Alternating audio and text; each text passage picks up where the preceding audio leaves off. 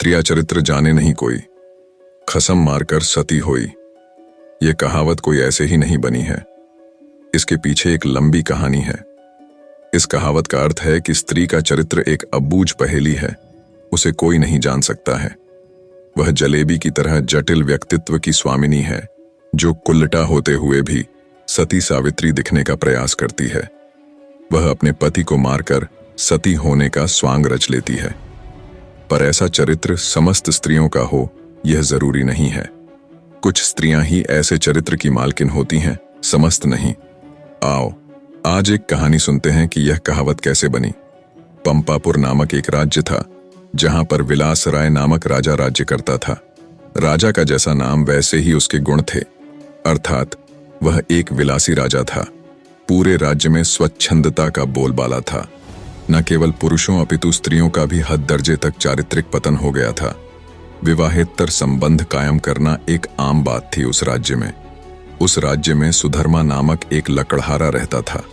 उसकी पत्नी का नाम सुलक्षणा था। सुधर्मा सुबह सुबह लकड़ी काटने वन में चला जाया करता था और देर शाम तक वापस लौटता था। दिन भर घर में सुलक्षणा अकेली रहती थी और बोर होती थी। सुलक्षणा अतीव सुंदर स्त्री थी और आत्ममुग्धा नायिका की तरह अपने रूप यौवन को आईने में देख देखकर हर्षित होती रहती थी। शाम को सुधर्मा थका हारा आता था और खाना खाकर जल्दी ही सो जाया करता था। सुलक्षणा घर का काम निपटाकर और सज संवर कर जब तक सेज पर आती थी, तब तक सुधर्मा खर्राटों की दुनिया में सैर करने चला जाता था। बेचारी सुलक्षणा मन मसोस कर सेज पर तड़पती रह जाती थी। उसका अतृप्त यौवन खून के आंसू रोने लगता था। घर गृहस्थी का सारा सामान सुलक्षणा ही लाती थी। एक दिन सेठ कहीं गया हुआ था और उसकी दुकान पर उसका नौजवान पुत्र चिंतामणि बैठा था। वह सुंदर तथा बलिष्ठ था। सुलक्षणा उसकी जवानी पर फिदा हो गई। सेठ के बेटे चिंतामणि ने भी सुलक्षणा जैसी सुंदर और सुडौल स्त्री पहली बार देखी थी, इसीलिए वह भी सुलक्षणा की ओर आकर्षित हो गया। दो जवां प्यासे दिल मिल गए तो अब बदन मिलना भी आवश्यक हो गया था। चिंतामणि ने एक मिलन स्थल भी खोज लिया था। सुलक्षणा रोजाना सुधर्मा के सो जाने पर चिंतामणि से मिलने जाने लगी और वह सुबह होने से पहले वापस आ जाती थी। सुलक्षणा और चिंतामणि की रंगरेलियां बेरोकटोक चलने लगीं। एक दिन सुधर्मा जंगल में लकड़ी काटने गया तो उसने देखा कि एक साधु बेहोश पड़ा है। सुधर्मा ने उस साधु पर ठंडे जल के कुछ छींटे मारे तो साधु ने आंखें खोल दी। सुधर्मा ने साधु को बैठाया और ठंडा जल पिलाया तो उसमें कुछ जान आई। थोड़ी देर बाद उसे खाना भी खिलाया तो उसके बदन में थोड़ी ताजगी आ गई और वह चहलकदमी करने लग गया। सुधर्मा ने उस साधु से आग्रह किया कि कुछ दिन वह उसका आतिथ्य स्वीकार करे। सुधर्मा के आग्रह को साधु महाराज टाल नहीं सके और शाम को वे साधु महाराज सुधर्मा के साथ उसके घर आ गए। साधु को देखकर सुलक्षणा के तन बदन में आग लग गई। उसे लगा कि अब उसकी चोरी पकड़ी जा सकती है, इसीलिए वह साधु को घर में नहीं रखने की जिद पर अड़ गई। सुधर्मा ने उसके सामने समर्पण करते हुए कह दिया कि साधु महाराज बस 1-2 दिन ही रहेंगे। इस पर सुलक्षणा राजी हो गई। रात में सबने खाना खाया और साधु के लिए आंगन में चारपाई बिछा दी। सुधर्मा खाना खाने के तुरंत बाद ही सो गया था, लेकिन सुलक्षणा की आंखों में नींद कहाँ थी। वहां तो चिंतामणि की सूरत बसी हुई थी। उसका मन उड़कर चिंतामणि के पास चला गया था, मगर बदन तो सुधर्मा के घर में ही पड़ा था। यौवन को मन से ज्यादा तन की जरूरत होती है। सुलक्षणा को अपना बदन जलता हुआ महसूस होने लगा। उस आग बुझाने के लिए उसे चिंतामणि के सागर की आवश्यकता थी। सुलक्षणा उठी और उसने देखा कि सुधर्मा खर्राटे ले रहा है। तब वह साधु के पास गई। साधु भी चुपचाप लेटा था। सुलक्षणा ने उसे सोता हुआ जाना और फिर वह बन संवर कर चिंतामणि से मिलने के लिए चल दी। साधु एक अनजान व्यक्ति के घर में ठहरा था और सुलक्षणा ने उसे बड़ी मुश्किल से घर में रहने दिया था, जबकि उसने यहां रहने के लिए कहा ही नहीं था। सुलक्षणा के व्यवहार को देखकर दाल में जरूर कुछ काला है, साधु महाराज के मन ने कहा, और वह सोचता ही रहा। इसलिए उसे नींद नहीं आई और उन दोनों के क्रियाकलाप देखता रहा। जब सुलक्षणा उसके पास आई तब वह दम साध कर चुपचाप लेटा रहा। उसने सुलक्षणा को बन संवर कर कहीं पर जाते हुए देख लिया था, मगर वह चुपचाप पड़ा रहा। उसने यह भी देख लिया था कि भोर होने से पहले ही सुलक्षणा वापस आ गई थी। उसे अब सारा माजरा समझ में आ गया था। दूसरे दिन सुधर्मा जब जंगल से लौटा तो साधु ने उसे अपनी पत्नी से सावधान रहने को कहा और यह भी कहा कि उसकी पत्नी किसी से मिलने रात को कहीं जाती है। इस पर सुधर्मा को सुलक्षणा पर बहुत गुस्सा आया और उसने सुलक्षणा को मारा पीटा भी बहुत। उसने सुलक्षणा को एक खंभे से बांध दिया और सो गया। सुधर्मा के मकान के पड़ोस में हरिराम नाई रहता था, जिसकी पत्नी का नाम सुशीला था। सुलक्षणा की तरह सुशीला भी एक चरित्रहीन स्त्री थी। उसका भी एक यार था। चूंकि दोनों एक ही नाव पर सवार थीं, इसलिए दोनों घनिष्ठ सहेली बन गई थीं। दोनों सहेलियां एक दूसरे के संदेश लाने ले जाने का काम भी करती थीं, इसलिए दोनों स्त्रियां एक दूसरे के प्रेमियों से भली भांति परिचित थीं। उस रात जब काफी देर तक सुलक्षणा नहीं आई तो चिंतामणि को चिंता होने लगी। वह भागा भागा सुशीला के पास आया और सुलक्षणा को बुला लाने के लिए सुशीला से कहने लगा। सुशीला सुलक्षणा के घर गई तो उसे खंभे से बंधा पाया। तब सुलक्षणा ने सारी कहानी बता दी। सुशीला ने चिंतामणि का संदेश सुलक्षणा को दिया तो सुलक्षणा ने अपने बंधे होने की मजबूरी बता दी। इस पर सुशीला ने कहा, ऐसा कर, मैं तेरे बंधन खोल देती हूं। तू चिंतामणि से मिला, तब तक मैं यहां बंधी रहूंगी। उसके इस प्रस्ताव पर सुलक्षणा की बाँछें खिल गईं और वह अपनी जगह सुशीला को बांधकर चिंतामणि से मिलने चली गई। साधु महाराज यह सब खटराक देख सुन रहे थे, मगर वे चुपचाप खाट में दम साधे पड़े रहे। रात में जब सुधर्मा की नींद खुली तो उसे सुलक्षणा पर थोड़ी दया आई और उसने सोचा कि उसने कुछ ज्यादा कठोर रूप धर लिया है। अब सुलक्षणा को खोल देना चाहिए। लेकिन मन ने कहा, अगर वह फिर से अपने प्रेमी से मिलने चली गई तो? अब इस सवाल का कोई जवाब नहीं था उसके पास। उसने सोचा कि इस बार यदि सुलक्षणा वचन दे दे कि वह अपने प्रेमी से मिलने नहीं जाएगी, तब वह उसे खोल सकता है। सुधर्मा ने जोर से आवाज लगाई, कलंकिनी, अगर मुझे तू यह आश्वासन दे दे कि तू उससे मिलने नहीं जाएगी तो मैं तेरे बंधन खोल दूंगा। लेकिन वहां पर तो सुलक्षणा नहीं, अपितु सुशीला बंधी हुई थी। सुशीला ने सोचा कि यदि वह कुछ भी बोलेगी तो उसकी आवाज से सुधर्मा को पता चल जाएगा कि वह सुलक्षणा नहीं कोई और है, तो फिर सारा भांडा ही फूट जाएगा। इसलिए वह कुछ नहीं बोली और चुप रही।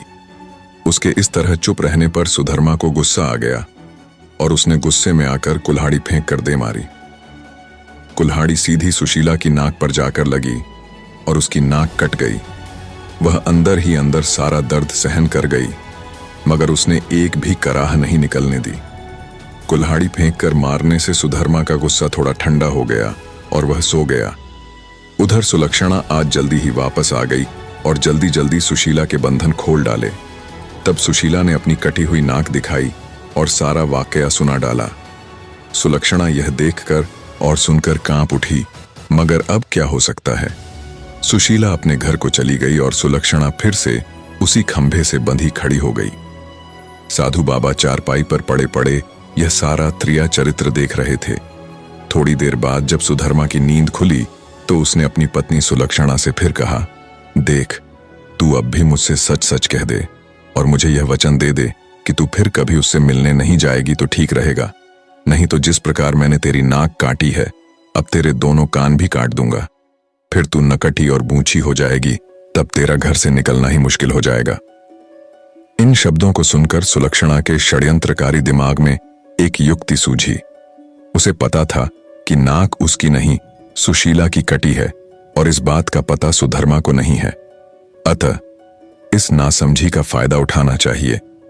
तब उसने त्रिया चरित्र दिखलाते हुए नाटक करना शुरू कर दिया और जोर जोर से रोना शुरू कर दिया। रोते रोते बोली, तुम मर्द लोग बड़े बेरहम होते हो। अपनी पत्नी पर झूठा इल्जाम लगाकर उसकी नाक काट देते हो। मैं कोई कुल्लटा स्त्री नहीं हूं, जैसा कि तुमने मुझ पर आरोप लगाया था। मैं एक पतिव्रता स्त्री हूं और मैं आज तुम्हें यह सिद्ध करके दिखा दूंगी कि मैं कितनी सती, नेक और पतिव्रता हूं। ऐसा कहकर उसने आसमान की ओर देखा और भगवान को संबोधित करते हुए बोली, हे प्रभु, हे माता गौरी, हे समस्त देवी देवताओं, हे दसों दिशाओं, आप सभी मेरी बात ध्यान से सुनो और मेरे साथ न्याय करो। मैं यदि तन मन और वचन से एक पतिव्रता और सती स्त्री हूं, तो मेरे पति ने मुझ पर बदचलन होने का आरोप लगाकर जो मेरी नाक काटी है वह नाक फिर से जुड़ जाए और एक पतिव्रता स्त्री क्या होती है यह पूरे जग को पता चल जाए। और वह ओम नमो भगवते वासुदेवाय नम का जाप करने लगी। सुधर्मा यह सब देख और सुन रहा था। अभी 3-4 बार ही मंत्र का जाप हुआ था कि सुलक्षणा चीख पड़ी, मेरी नाक जुड़ गई, मेरी नाक पहले जैसी हो गई।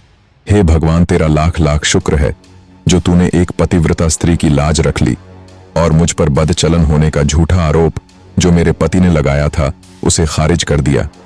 मैं आपका यह उपकार जिंदगी भर नहीं भूलूंगी भगवान। और उसने नीचे धरती पर झुककर भगवान को प्रणाम किया। तब तक सुबह हो गई थी। सुधर्मा को उसकी बातों पर विश्वास नहीं हुआ, इसलिए वह उसके पास गया और उसकी नाक को छूकर देखा। वह पहले जैसी ही थी। वह सुलक्षणा को आश्चर्य से देखता ही रह गया और अपनी गलती पर पछताने लगा। उधर सुशीला ने अपने चेहरे पर एक कपड़ा इस तरह लगा लिया कि नाक दिखाई नहीं दे। सुबह होने पर नाई हरिराम अपनी दुकान जाने लगा तो उसने अपनी पेटी संभाली। उसमें एक बड़ा वाला उस्तरा नहीं था।